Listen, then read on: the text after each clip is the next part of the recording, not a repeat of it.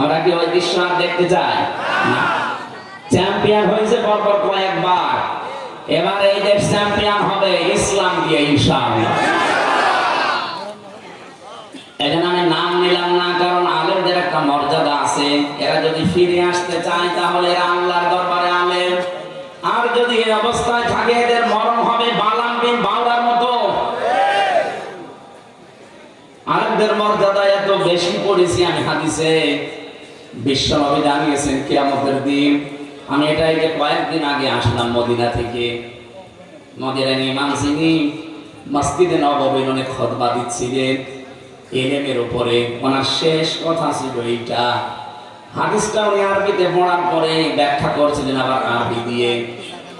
আমি বাংলায় বলছি, উনি যে কথা বললেন এটার সারমর্ম এটা, কিয়ামতের দিন আলেমদেরকে আল্লাহ যখন বিচার করবেন ওদেরকে আল্লাহ পর্দা দিয়ে ঘিরে নেবেন, আলাদাভাবে ঘিরে নিয়ে বলবে মাওলানা এনামুল হক এই করেছিলি, জিজ্ঞাসা করবে এই করেছিলি, প্রত্যেকটা কথার জবাব দেওয়া লাগবে যে হ্যাঁ। রব্বুল আলামিন ওর মুখের কাকতি মিনতির দিকে তাকিয়ে বলবে গোপনে করে মাফ করে দিলাম, কাউকে বলবি না, জানাতে চলে যাবে। সে আলেমও তো আবার থাকা লাগবে। আপনি যদি কোরআনের কোন বক্তব্য জানার পরে দুনিয়ার কোন স্বার্থ পেয়ে সিদ্ধি পেয়ে যদি গোপন করে রাখেন, আপনি আল্লাহর দরবার আর আলেম নেই, আপনি পুরা জালেম হয়ে গেছেন। আল্লাহ শব্দটা উল্লেখ করলেন আসলাম, এটা সুপারলেটিভ ডিগ্রি। এর চাইতে বড় শব্দ আরবিতে আর হয় না। সব চাইতে বড় জালেম আল্লাহর কাছে ওই লোকটা যে তার জ্ঞান অনুযায়ী যোগ্যতা অনুযায়ী আমল করে না। এখানে যারা এখানে বসে আছে আলেম নাম নিয়ে, তাদের মর্যাদা সম্মান এমনি কামনা করি নাই। রব্বুল আলামিন যেন কিয়ামতের দিন ওই হাদিসের আলোকে আমাদেরকেও তার ভেতরে শামিল করে মাফ করে দেয়। সামনে বসা মুসলমান ভাইরা, পর্দার আড়ালে সম্মানিতা মা এবং বোনেরা, প্রাণপ্রিয় নাটোরবাসী, আমার বাড়ি তো খুব বেশি দূরে না, কুষ্টিয়া। আমি কুষ্টিয়া থেকে অন্তত 1-150 কিলোমিটারের ভেতরে যদি আসি, আমার মনে হয় আমি বাড়ি বসে আছি। এর সাথে একটু দূরে গেলে মনে হয় যে পাশের গ্রামে গেল। যেহেতু পাশাপাশি আছে, এখন 100 কিলো হয়নি, 80 কিলো আর 15 কিলো, 95 কিলো। তো সেই হিসাবে আমার মনে হচ্ছে যে আমি কেবল ম্যাডামের কাছে খাবার খেয়ে এই যে উঠলাম। সুতরাং আমরা ঘন্টাখানিক সময় চাচ্ছি, একটু গরম লাগছে বেশি। ফ্যানটা এই জায়গায় দেওয়া যায় না, মানুষের ডিস্টার্ব এই জায়গায়, এই জায়গায়। আরে ভাই, কে কাকে কি বলে? যারা দায়িত্বে আছে তাদের বলে না কেন? আর এখানে হাঁকের বসে আছে কোন কারণে? কি করেন আপনি? ধরেন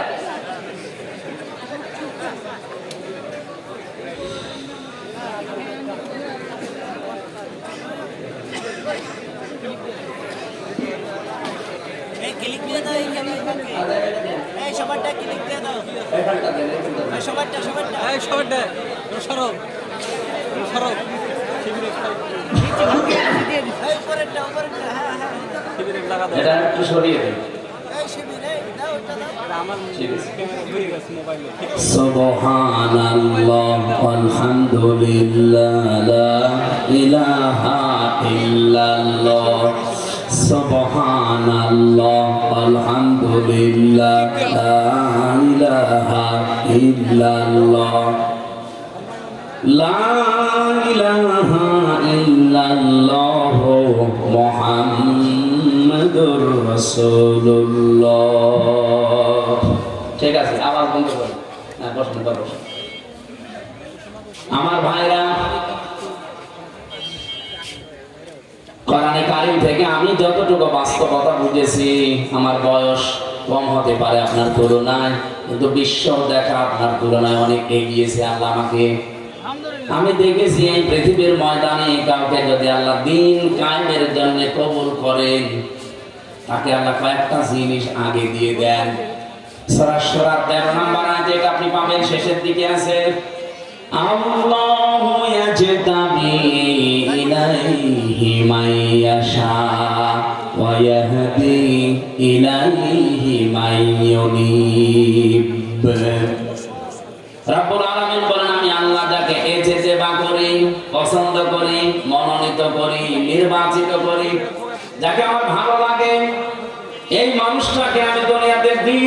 কায়েমের জন্য নিয়োজিত করে দেই, ও পৃথিবী একদিকে দিয়ে দেবেন, দিন কায়েমের আন্দোলন ওর কাছে একদিকে আল্লাহ করে দেবে।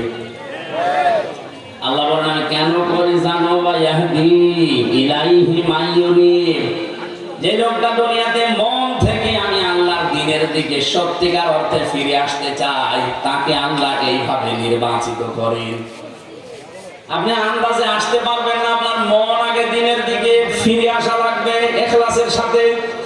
সুতরাং এই দেশে যারা দিন কায়েমের জন্য চেষ্টা চালায়, আপনি বিশ্বাস করতে পারেন আল্লাহ আপনাকে সবার ভেতর থেকে বেছে নিয়েছেন, নির্বাচিত করেছেন, পছন্দ করেছেন, মনোনীত করে ফেলেছেন। এর আগের শব্দে আপনি রাখান, যারা মুখস্থ আছে আপনি দেখেন যে বাড়িতে সূরা সূরা 13 নম্বর আয়াতের শেষের আগে আছে কাবুরা আলাল মুশরিকিনা মা তাদউহুম ইলাইহি।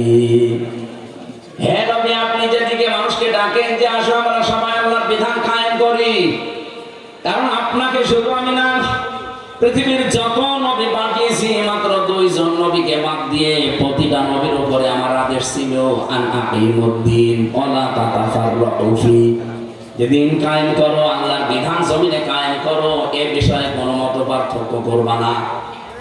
আর যে আলেমরা এই দেশে টাকা খেয়ে দিন কায়েমের বিরুদ্ধে ফতোয়া দেন, আপনি মাজারের বিরুদ্ধে ফতোয়া দেন না, যেখানে প্রকাশ্য শিরক হয়, বেদাত হয়। ইসলাম যারা কায়েম করতে চান তাদের বিরুদ্ধে আপনি লাগেন, হ্যাঁ তাদের পদ্ধতি ভুল হতে পারে, কিন্তু তারা তো দিন কায়েমের বাইরে মানুষের তৈরি করা আইন কায়েম করতে চায় না। আপনি যদি সাহায্য করতে না পারেন, মুখ বন্ধ করার দরকার ছিল আপনার। আর আপনি আরো মানুষের ভেতর বিভ্রান্ত ছড়ানোর জন্য আলেম নাম নিয়ে জালেমের মতো কাজ করছেন। রব্বুল আলামিন জানিয়েছেন, হে নবী আপনাকে শুধু না, এর আগে বড় বড় নবীদের নাম আল্লাহ নিয়েছেন।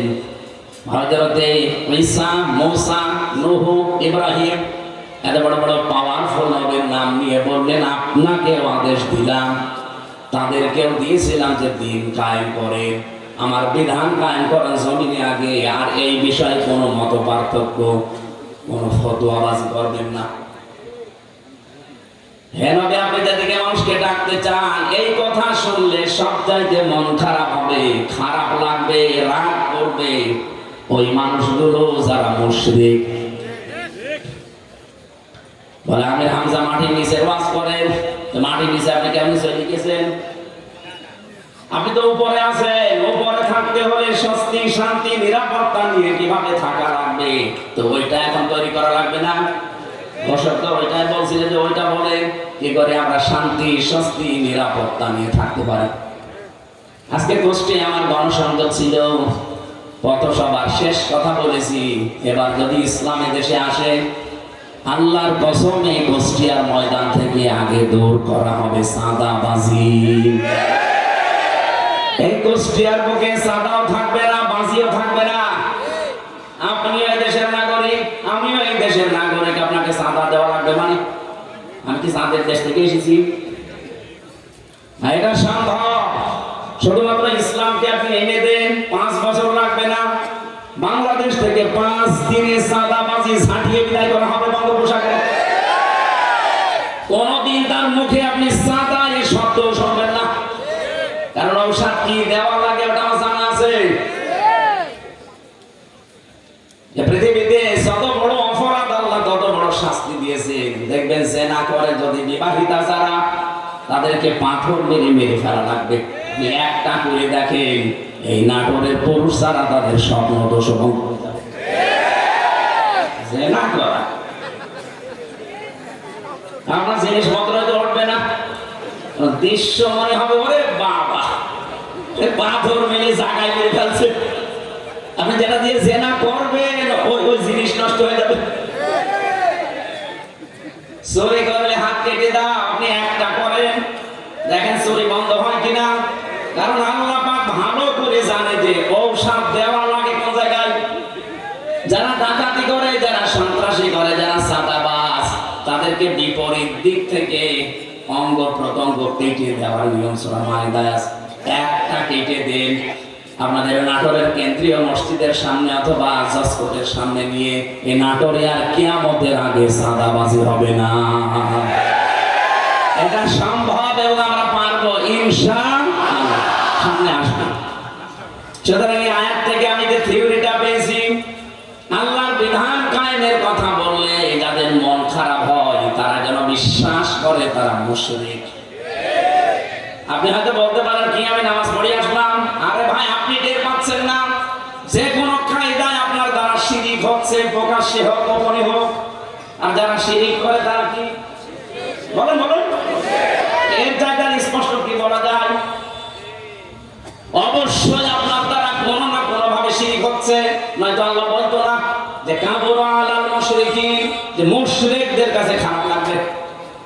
মা তাদউহুম ইলাই, আপনি যেদিকে মানুষকে ডাকছেন এই কথা শুনলে সবচাইতে বেশি খারাপ লাগবে, মন খারাপ হবে, রাগ করবে।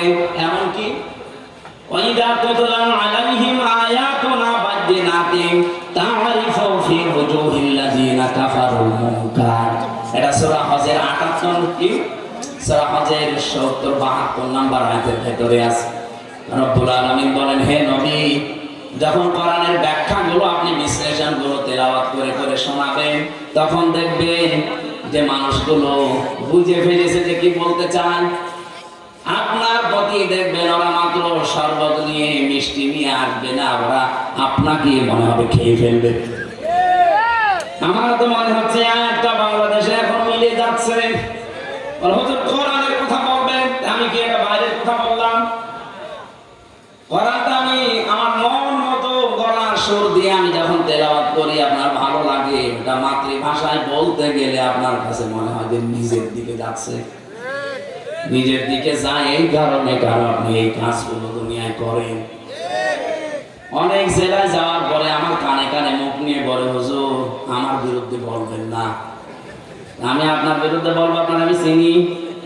কোথায় আমার বাড়ি কুষ্টিয়ায়, কোথায় আপনার বাড়ি সেই সিলেট, মৌলভীবাজার, সুনামগঞ্জ, সেই দোয়ারা বাজার, যেতেই লাগে 2 দিন। আমি আপনাকে জীবনে দেখিনি, চিনি না, আপনার বিরুদ্ধে বলবো কেন? না আপনি যা বলেন আমি দেখি আমার বিরুদ্ধে যাই। তার মানে আপনার কাজ করেছে। জেলে যাওয়ার আগে একবার গিয়েছিলাম খুলনা রূপসাখানা। আমি আলোচনা শুরু করবো হঠাৎ করে, সেই সময় তো একেবারে রমরমা জালেমদের, উনি ওই এলাকার সভাপতি, ওই ফ্যাসিস্টদের এসে আমারে বলছে, হুজুর মাটির নিচের ওয়াজ করবেন। আমি না, উপরের ওয়াজ করবেন। হ্যাঁ, উপরের ওয়াজ যদি করেন, উপরে আপনাকে আমি একটা সাবজেক্ট বলে দেই, পারিবারিক জীবন নিয়ে কথা বলবেন। ঠিক আছে, আপনি আমার যেখানে লাগাবেন আমি ঘুরে ফিরে দিন কায়েমের কথা বলবো, কারণ এটা আসল কাজ। এটা না হলে জীবনে এই দেশে বসবাস করার উপযুক্ত পরিবেশ আপনি পাবেন না। বলেন তো, খালি 2 জন নবী বাদ দিয়ে পৃথিবীর কোন নবীর জীবনে আমি পড়ে পাইনি যে তাকে আল্লাহ আদেশ দেয়। প্রত্যেকটা নবীকে, খালি 2 জন নবীকে আল্লাহ বলেন না, একটা আদম আলাইহিস সালাম আর একটা সুলাইমান নবী। কারণ আদম নবীর সময় মানুষজন ছিল না, আর সুলাইমান নবী ওনার বাবার কাছ থেকে রাজত্ব পেয়েছিলেন। তোমরা বাকি কায়েম করো। বাকি কোন নবীর জীবনী পড়ে আমি পাইনি যে তাদেরকে আল্লাহ নির্দেশ দেয়নি যে আনাকি মুক্তি দিন কায়েম করো। নামাজ পড়া যেমন ফরজ, এমনকি বহু নবীর জীবনে আমি পড়েছি তাদের জীবনে নামাজ ছিল না, তাদের জীবনে রোজা ছিল না, কিন্তু তাদের জীবনে দিন আল্লাহর বিধান কায়েম করা লাগবে, এটা ছিল। আল্লাহর বিধান আরো আছে যেগুলো, ওইগুলো। আমার ভাইরা, এখান থেকে আপনার জন্য আমার যেটা বক্তব্য, যদি আপনার মন খারাপ লাগে তাহলে আপনি বুঝে নেবেন যে আপনার দ্বারা যেহেতু শিরিক হচ্ছে আর আপনি মুশরিক, মুশরিকের কোন ইবাদত কবুল হওয়ার সম্ভাবনা আছে। এতটুকু বললেন কি আছে আপনি জানেন? কোরআনে কারিমে এত কঠিন কথা মুশরিকদের বিরুদ্ধে, অকদিমনা ইলা মা আমিলু মিন আমালিন ফাজআলনাহু হাবাআম মানসুরা। কিয়ামতের দিন মুশরিকদের আমলনামাটা আল্লাহ এভাবে দেখবে, যে দেখবে শিরিকের ওটা ধুলি কণার মতো মুখের উপরে নিক্ষেপ করবে। আজ তো শুনতে খারাপ লাগছে, কিয়ামতে কোটি কোটি মানুষের সামনে যখন নিজের কাজ কারবার ধুলার মতো নিক্ষেপ হবে তখন টের পাবে। সব চাইতে বড় আশ্চর্য কথা কোরআনে মুশরিকদের বিরুদ্ধে, ইন্নাহু মাইয়ুশরিক বিল্লাহ ফাকাদ হারামাল্লাহু আলাইহিল জান্নাহ ওয়া মাআওয়াহুন নার। রব্বুল আলামিন বলেন, আমি আল্লাহ নিজে হারাম করে দিয়েছি জান্নাতটা মুশরিকদের জন্য। অথচ বাংলাদেশে বহু মানুষ যে শিরিক করেও জানেও না। এই জন্যই তো তাফসীর মাহফিলের আয়োজন করেছে। আমরা জেনে হোক না জেনে হোক শিরিক করে যদি মুশরিক হয়ে যায়, তা কিসের ঈদগাহ মাহফিল দিয়েছেন, কিসের মসজিদ বানাচ্ছেন? আশা করছে আপনার আজকে বিবেক খুলবে। আরে ভাই, আপনি আমল না করেন, ঈমানটা নিয়েও যদি যেতে পারেন তাও তো জাহান্নামে যাওয়া লাগবে না। আর ঈমানও আপনি এনেছেন, শিরিকও করছেন, আপনি জান্নাত আপনার জন্য হারাম। এতটুকু আল্লাহ যদি শেষ করে দিতেন আমি আয়াত বলতাম না, ওমাহুন নার, আল্লাহ তার আশ্রয়স্থল বানাবে জাহান্নাম। আমার তো আয়াত পড়ার পরে বাংলাদেশের দিকে তাকিয়ে ভয় হয়, এদেশের বহু মানুষ অলরেডি শিরিক করে জাহান্নামী হয়ে গেছে। নাটোরবাসী বড় ভালোবাসি আপনাদের পাশের জেলা, খুব ভালো করে খেয়াল করে দেখেন শিরিক জীবনে হচ্ছে কিনা। বলতে পারেন যে না, আমার জীবনে শিরিক নেই। কে বলেছে আপনাকে? শিরিকের এক কথায় জবাব হচ্ছে, আল্লাহ যেটা পারে ওটা অন্য কেউ পারে, এই কথা বিশ্বাস করার নাম শিরিক। বলেন এবার আপনার জীবনে আছে কিনা? এখানে খুব বেশি বন্ধ করেন। আল্লাহ যেটা পারে পৃথিবীর অন্য কেউ এটা পারে, এই বিশ্বাস করার নাম। বলেন বলেন, আপনি দেখেন আপনার ভেতরে আছে কিনা? সন্তান দিতে পারে কে?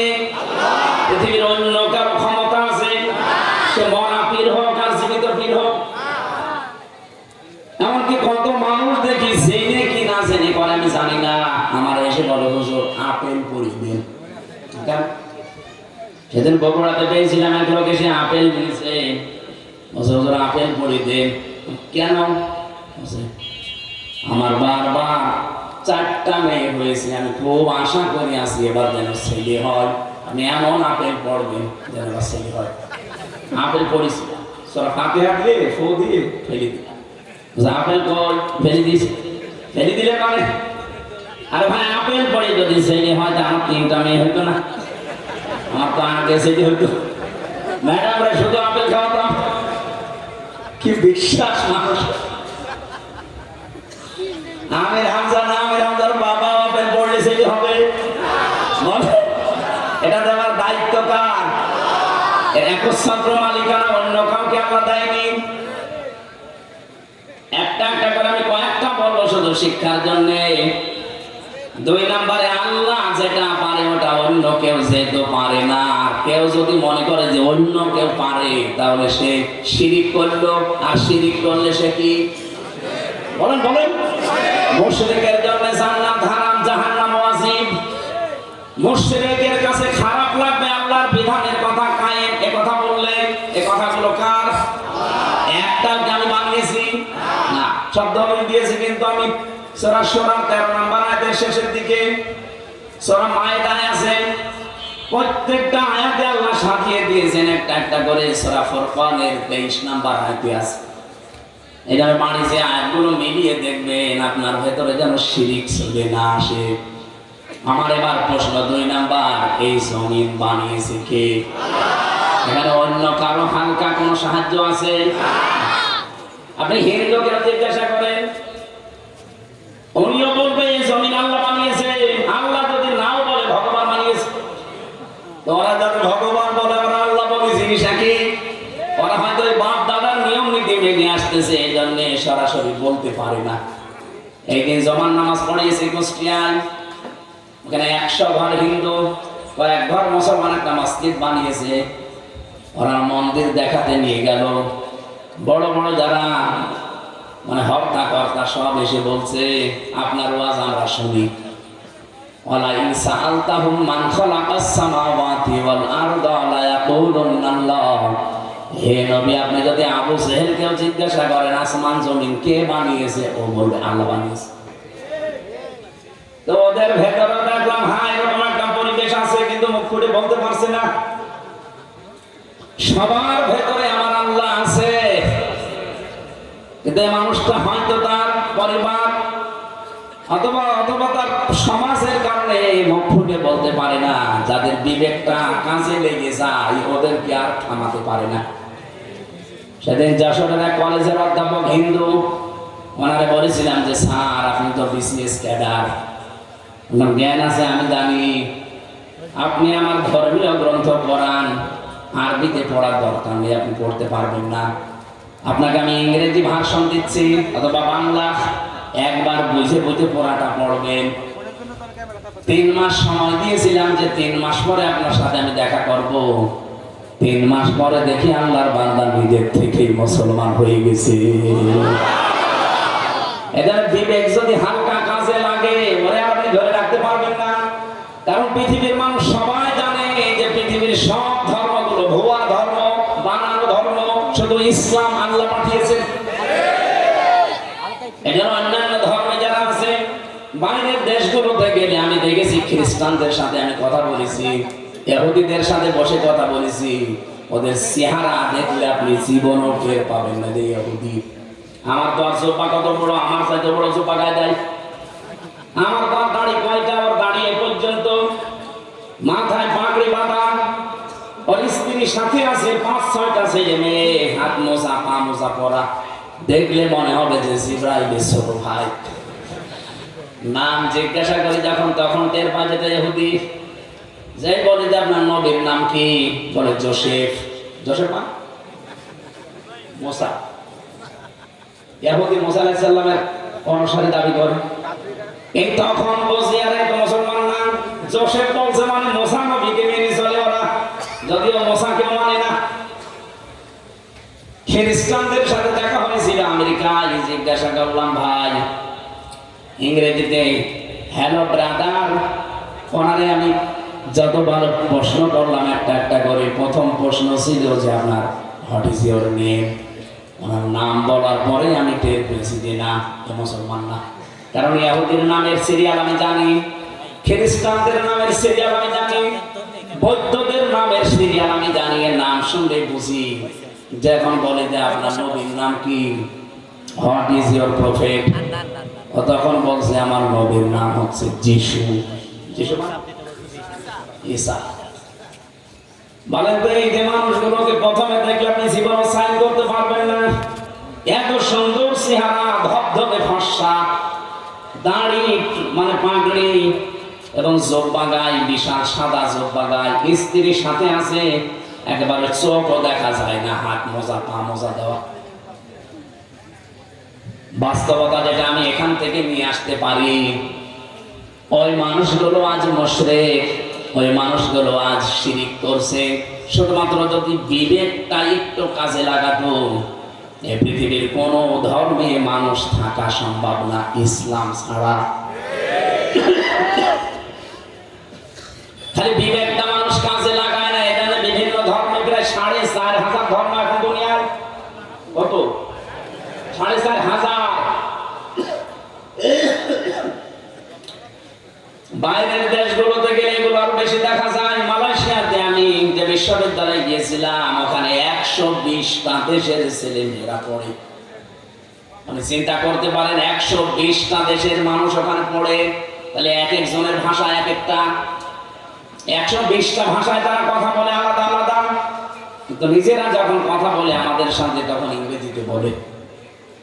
আমি মালয়েশিয়া ইন্টারন্যাশনাল ইসলামিক ইউনিভার্সিটি, যেটা এটা আমাদের কুষ্টিয়া ভার্সিটির চাইতেও প্রায় অন্তত 15-20 ডবল বড় হবে, এত বড় বিশাল এরিয়া।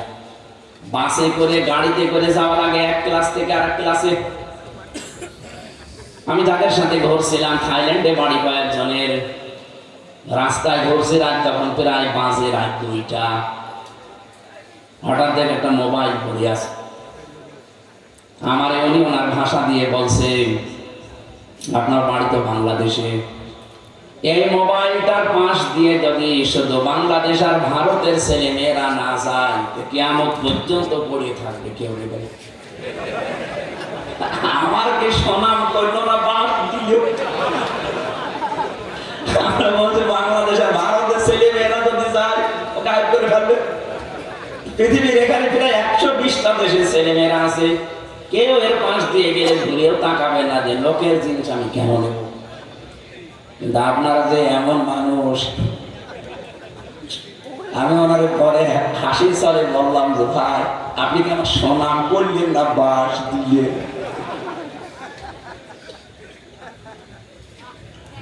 আমি যে কথা বলেছিলাম আজ বিবেকটা কাজে লাগিয়ে একটা বিসিএস ক্যাডার মাত্র 3 মাসের ভেতরে উনি আরবিও পড়ে না, শুধু বাংলা আর ইংরেজি ভার্সন পড়ে অলরেডি মুসলমান হয়ে গেছে। আর আপনার কি হয়েছে? এবার আসেন যারা বিশ্বাস করে যে জমিন আসমান আল্লাহ বানিয়েছে, আবু জেহেল যদি বিশ্বাস করে থাকে না কিছু লাগে না। একটু ভালো করে শোনেন তো, আপনি একটু কোন দিকে থাকে ওয়াজ দিয়েছেন আপনি যদি না শোনেন না, আরো একটু ভালো লাগবে। এভাবে ক্লাস করে মানুষ আপনি কি পাস না, আপনি তো মানে ক্লাস করতে হলে একটি ভালো লাগে। এইভাবে ক্লাস করা যায়? এই যে স্যার বসে আছে জিজ্ঞেস করুন তো, এইভাবে ক্লাস করে মানুষ আরো একটি ভালো ভাই। আমি যে কথা বলি ওখান থেকে দেখবেন একটা শিক্ষা বের হবে। আমি আন্দাজে কোনো কথা পাচাল পাই না, অবশ্যই এখানে একটা শিক্ষা আছে, নাই তো বলতাম না। কি আছে সেটা বের করার জন্য এই যে আন্টি শান্তি করছি। রব্বুল আলামিন বলেন যেহেতু আসমান আর জমিন আমি বানিয়েছি, আলাহুল খালাক ওয়াল আমর তাবারাকাল্লাহু রব্বুল আলামিন। বানিয়েছেন যিনি, হুকুম চলবে তার, এ বিধানকার তাহলে আপনার বিবেকের কি বলে যে জমিন আসমান আল্লাহ বানিয়েছে আর এখানে চলবে মানুষের তৈরি করা আইন? একটা কথা হলো তাহলে আল্লাহ যেটা পারে ওইটা অন্য কেউ, তাহলে জমিন আল্লাহর বিধান চলবে, আল্লাহর এখানে অন্য কারো বিধান চলতে পারে না। যদি অন্য কারো আইন অন্য কারো বিধান আপনি চালাতে চান, আপনি অবশ্যই শিরিক করছেন। আর শিরিক করলে লোকটা কি? এইরকম মুশরিকের কাছে আল্লাহর বিধানের কথা বললে মন পাওয়া যাবে? তার কি হবে? রাগ হবে, গাছ হবে, মারতে আসবে। তাহলে বাংলাদেশে এবার বলেন তো 92% মুসলমান আমরা না 92% মুশরিক? আমাদের রাগ হয় কেন? রোগ তো আপনার না, আপনি শিরিক করে ফেলছেন। জমিন আল্লাহর, আপনি নিজে বলছেন এখানে আইন চলবে আল্লাহ, অথচ আপনি এমন এক দল করেন যে দল আল্লাহর আইন বিশ্বাস করেন। আপনার শিরিক হচ্ছে না? আর এই কথাটা আমি একটু বাংলা ইংরেজি আরবি মিলে বলতে গেলে আপনার রাগ হয় না? এরপরও আমি জানি কিছু মানুষের মন ফিরবে না, কারণ ওদের আবু জাহেলের মতো খতম করে দেওয়া। খতামাল্লাহু আলা কুলুবিহিম ওয়া আলা সামিইহিম ওয়া আলা আবসারিহিম গিশাওয়া ওয়া লাহুম আযাবুন আযীম। হে নবী, আমি ওদের অন্তরের উপর মোহর লাগিয়ে দিয়েছি। আপনি যতই সুন্দর করে বলেন, নবীজি আবু জাহেলের কাছে 350 বারের উপরে দাওয়াত নিয়ে গেছে, এরপরও লোকটার মন তৈরি হয়। আমার মনে হয় 350 বছর পার না। আমি তো আপনার কাছে এই 11.5 বছর তো আমি ময়দানে 3 বছর ময়দানে ছিলাম, বাকি সময় তো বহুবার আপনি আমার আলোচনা, আলেমদের আলোচনা শুনেছেন, এরপর আপনার পরিবর্তন হয় না। আলেমরা কি কোনোদিন বলেছে এই জমিনে আমরা আমার বাবার আইন তৈরি করতে চাই? সবারই এক কথা, সামারাইজ করে দেখবেন, সবাই বলতে চাই এই জমিনে আমরা আল্লাহর আইন চাই। এইটা শুনলে যদি কারো রাগ হয়, সে যেন বিশ্বাস করে তার দ্বারা কোনো না কোনো ভাবে শিরিক হচ্ছে, আর শিরিক হলে সে লোকটা মুশরিক, এই জন্য তার কাজ হবে। এবার কার খারাপ লাগবে এবার আপনি নিজে মিলিয়ে নেন, আপনি কি আসলে মুসলমান না মুশরিক? দরুদ আর সালাম পাঠ করার মাধ্যমে আমরা তেলাওয়াতকৃত আয়াত, যেটা আমি ছোট্ট ছোট্ট 2টা আয়াত পড়েছি, 6666টি আয়াত, এটা প্রসিদ্ধ। আর বিশুদ্ধ হচ্ছে 6236টা আয়াত। এর ভেতরে মাত্র 2টা আয়াত পড়েছি, আমি আগে পরও পড়তে পারতাম। এই 2টা আয়াত থেকে কিছু কথা তাফসীর আকারে শোনাতে চান। আপনারা তাফসীর মাহফিল লিখেছেন, অথচ এখন চলছে নবীজির জন্মের মাস, সিরাত লিখে দিবি, আমরা ওইভাবে সাজাবো। যেহেতু তাফসীর লিখেছেন, আমরা তাফসীর আকারে কথা বলবো, শুনবেন তো নাকি? আমি আগে একটু তেলাওয়াত করে তাফসীরের যে মূল নীতি আছে 15টা একটা একটা করে বলবো, এরপরে আমরা ভেতরে যাব। আউযু বিল্লাহি মিনাশ শাইতানির রাজিম। তিলকা আয়াতুল কিতাবিল মুবিন। এখান থেকে আবার একটা শিক্ষা বের হবে। রব্বুল আলামিন বলেন তিলকা, এই